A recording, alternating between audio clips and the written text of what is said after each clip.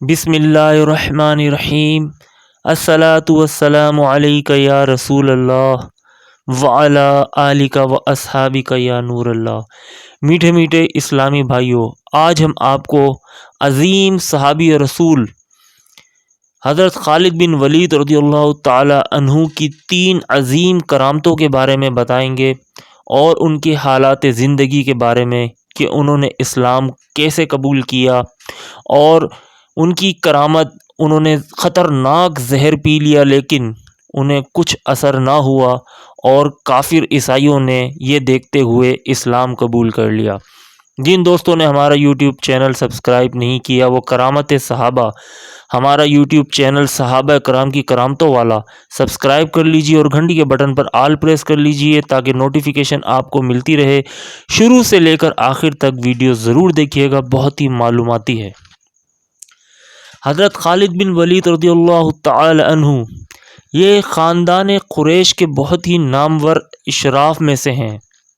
ان کی والدہ حضرت بی بی لبابہ صغری رضی اللہ تعالی عنہا ام المومنین حضرت بی بی میمونہ رضی اللہ تعالی عنہا کی بہن تھی۔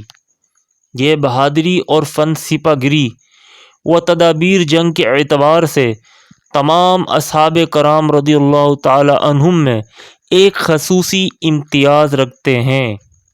اسلام قبول کرنے سے پہلے ان کی اور ان کے والد ولید کی اسلام دشمنی مشہور تھی۔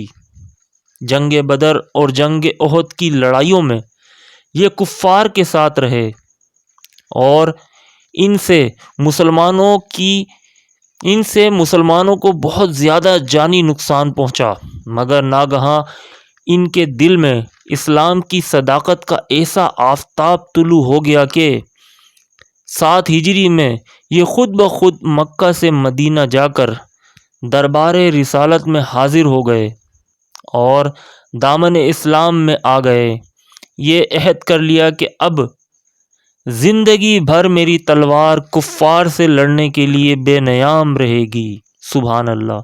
چنانچہ اس کے بعد ہر جنگ میں انتہائی مجاہدانہ جاہ و جلال کے ساتھ کفار کے مقابلے میں شمشیر بکفف رہے، یہاں تک کہ 8 ہجری میں جنگ موتا میں جب حضرت زید بن حارثہ و حضرت جعفر بن ابی طالب و حضرت عبداللہ بن رواحہ رضی اللہ تعالی عنہم تینوں سپہ سالاروں نے یک کے بعد دیگر جام شہادت نوش کر لیا، تو اسلامی فوج نے ان کو اپنا سپہ سالار منتخب کیا، اور انہوں نے ایسی جاں بازی کے ساتھ جنگ کی کہ مسلمانوں کی فتح مبین ہو گئی۔ سبحان اللہ، سبحان اللہ۔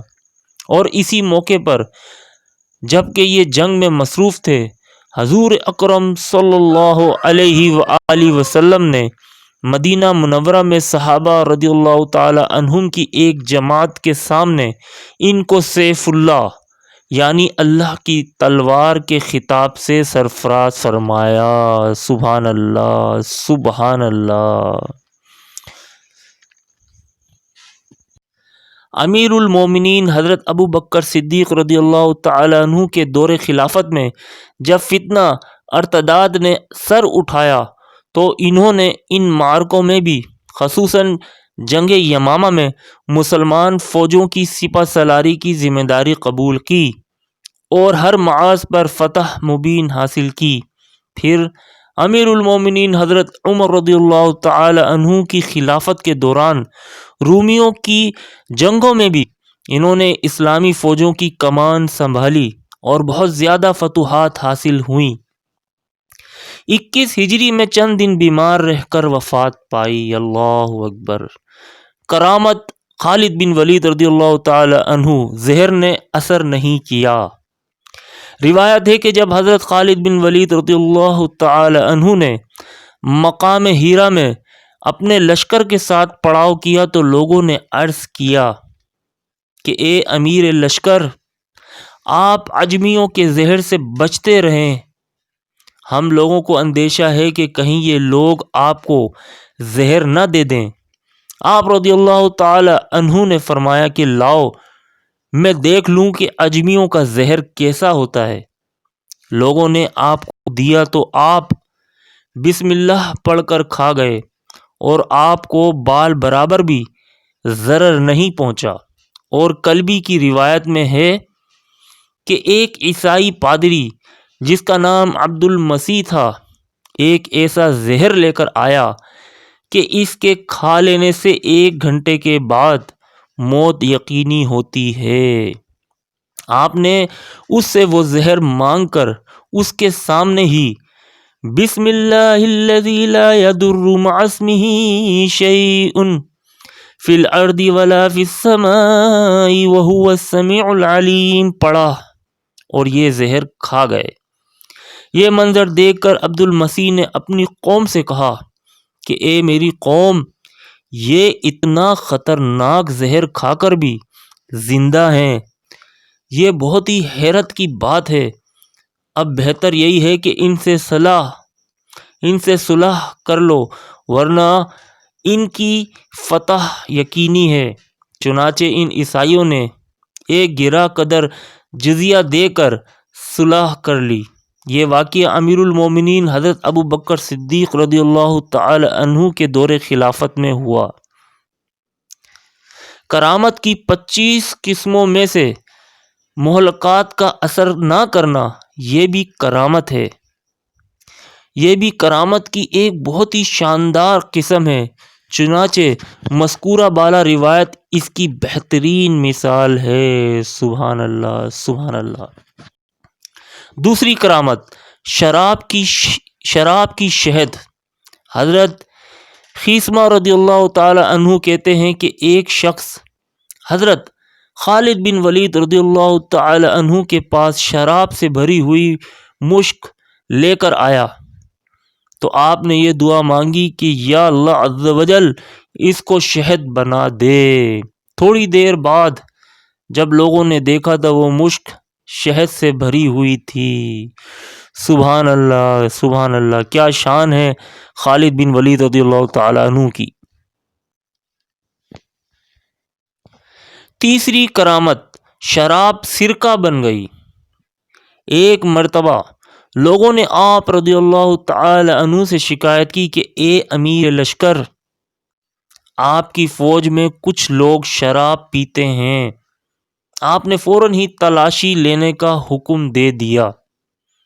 تلاشی لینے والوں نے ایک سپاہی کے پاس سے شراب کی ایک مشک برآمد کی، لیکن جب یہ مشک آپ کے سامنے پیش کی گئی تو آپ نے بارگاہ الہی عز و جل میں یہ دعا مانگی کہ یا اللہ عز و جل اس کو سرکہ بنا دے۔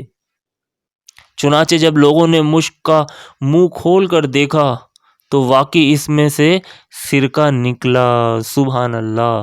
یہ دیکھ کر مشک والا سپاہی کہنے لگا خدا کی قسم یہ حضرت خالد بن ولید رضی اللہ تعالی عنہ کی کرامت ہے، ورنہ حقیقت یہی ہے کہ میں نے اس مشک میں شراب بھر رکھی تھی۔